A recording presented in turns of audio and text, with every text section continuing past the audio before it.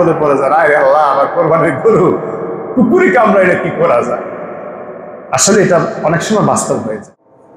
ঢাকা শহরে অনেক কুকুরের অভাব নাই, অনেক কুকুর দেখা যায় কোরবানির গরু দাঁড় করে রাখছেন, কুত্তা গিয়া ঠ্যাং কামড়াচ্ছে, এরকম হয় অনেক সময়। আরে আপনি বিপদে পড়ে যান, আরে আল্লাহ আমার কোরবানির গরু কুকুরে কামড়াইলে কি করা যায়। আসলে এটা অনেক সময় বাস্তব হয়ে যায়।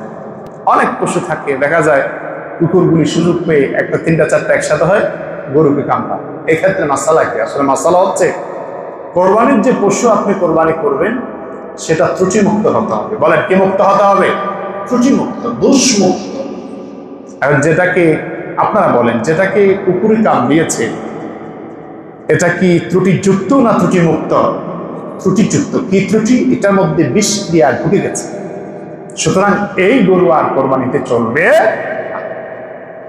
আপনাকে অন্য পশু খরিদ করে কোরবানি করতে হবে। তাহলে কি করতে হবে? কোরবানির গরু কিনে আপনাকে অবশ্যই পাহাড়ের ব্যবস্থা করতে হবে, অথবা ওই সিকিউরিটিতে রাখতে হবে যেন কোনোভাবেই তাকে কুকুরে স্পর্শ করতে না পারে।